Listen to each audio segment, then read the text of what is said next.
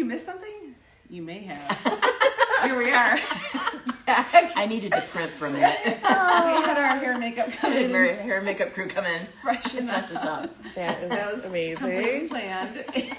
And Heidi was in on it. It was all good. Yeah.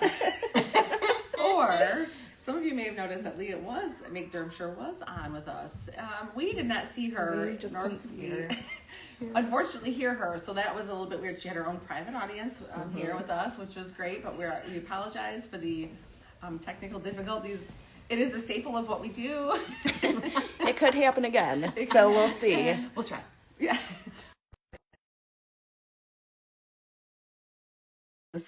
Smart in the sun. So. Oh my gosh. And Leah, if this happens again and you can see us and we can't see you, just go ahead and Oh, there she is. Hi.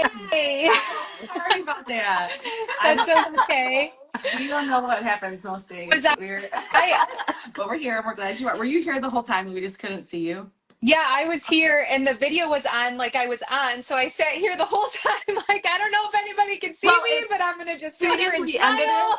As soon as we ended it, I could look at it and I'm like, oh, look, there she is. But it just would not show up on our screen. Oh my gosh. So sorry about that. Yeah, that's okay. Patience. Yeah. We're just getting through this imperfectly is the word. But we're really excited to connect you with Heidi because you guys like have a little bit in common with your mission. So thanks again. Make Dermshire, and you were on with us before, which is fun to reconnect. And I feel like the timing was so close too, because Ann and I were just talking about it. We think that we had talked to you first and you were talking about surviving melanoma and your mission, and the fact that sunshades over playgrounds has been something that you've really been focused on and bringing awareness to that. And I think like days later, we came to tour the school, talked to Heidi, walked out on the playground, and we're like, oh my gosh, they have the sunshade. Yes. Yeah, it's one of those things that when you start thinking about it more and you're driving around and looking at school playgrounds or looking at parks, there's not a lot of sun coverage. So once I kind of went down this rabbit hole of there's no sun coverage, now I'm like head first into let's get sunshades put on all these things. So when Heidi was talking about all the sunshades and that you leave them up all year, I was in the background like, yeah, so I love that. And I would love to come see them for myself because, like you said, it's so important all year. And for whatever reason, it's not always a priority. Well, you're welcome anytime. So just give me a call.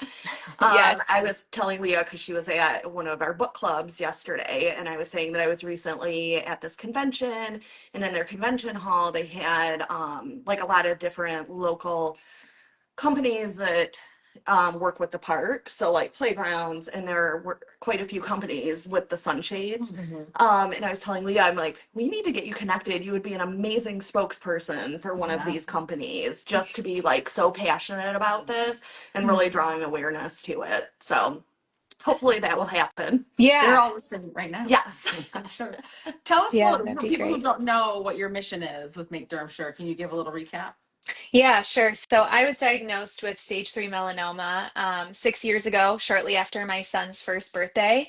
And, I didn't know anything about skin cancer. And I always kind of had the misconception that it was something that just happened to older people. When you're 80 years old and you've been out in the sun for 80 years, well, then, you get something and you go get it cut off and that's that, which it turns out that is not how it works.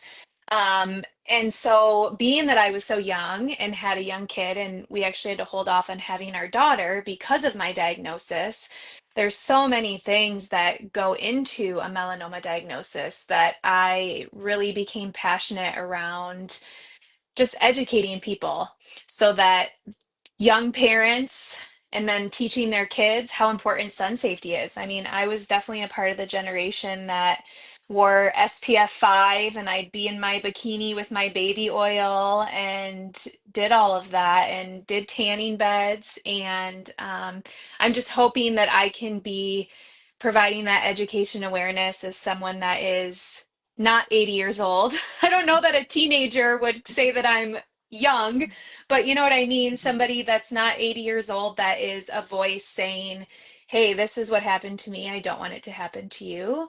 And then I think a lot of it is just that daily habit of teaching our kids, you brush your teeth every morning. Why not put sunscreen on your face before you leave the house?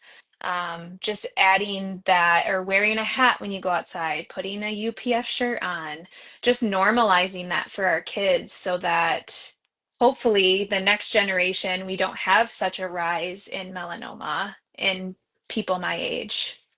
Yeah. Well, and I know Heidi talked about how they have the sunshades and because they spend a lot of time outside, which is amazing, but also putting sunscreen on. Now, some schools Very important. aren't able to do that, I think, right? Like some schools, there's some, I don't know. We do have an authorization form, so I don't want to speak for other schools, but we do have an authorization form, and that parents bring their own sunscreen. That way, if there is any kind of reactions, and because and the other thing is, which you're probably reapplying, right? Like you can, I know some people or some schools might say, put it on your child in the morning before they come to school. Yeah. Well, unfortunately, if they're not going outside for a couple of hours and they put it on at 6:37 in the morning, it's not really doing anything, right? So that reapplying, is important for sure. Oh, yeah. Uh-oh. Oh, no. Uh-oh.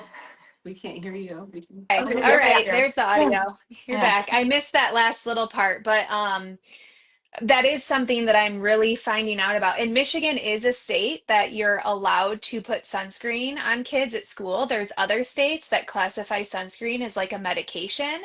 And unless there is a doctor's note, they're not allowed to have sunscreen. Thankfully, Michigan is not one of those states. But like you said, it's a matter of, I would love to see sunscreen added to the school supply list so that when kids bring in all their pencils, scissors, whatever at the beginning of the year, they also have a bottle of sunscreen that can sit in their locker. And then, the next step would be then teaching them to use it before going out on recess.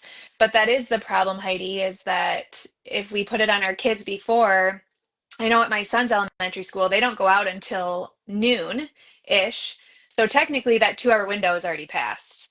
And yeah, I mean, it's definitely, I love that you're doing that. I was going to ask you about the authorization, and just them bringing in their own bottle, because that is a factor that you have to think about is with kids' allergies and Yes, 100%. skin sensitivity and all that. Mm-hmm. And there's just even some ingredients that people might be trying to stay away from that might be in certain sunscreens. Yeah. So this way we are still leaving it in the parents' I don't want to say control, I guess control, right, on what they want on their child. And so they bring in their own, and there's an authorization label that, just so you know, for future, that they just fill out this little label and it sticks right on the sunscreen and identifies the sunscreen as the child's, and it's an authorization form saying we have their permission to apply it. And then our teachers put on gloves for every child, and we keep putting it on. It's a process. Yeah, I was going to say, so what does this look like? Do you line everybody up and you like wrangle them to actually get sunscreen on every kid? We have our strategy. It depends upon the age for sure. It's a little different for a 4.5-year-old and a 19-month-old. So there's definitely different strategies on the ages for sure. Sometimes you have to do it in small groups, and head on outside group support. Yes. No, that's awesome. What are some of your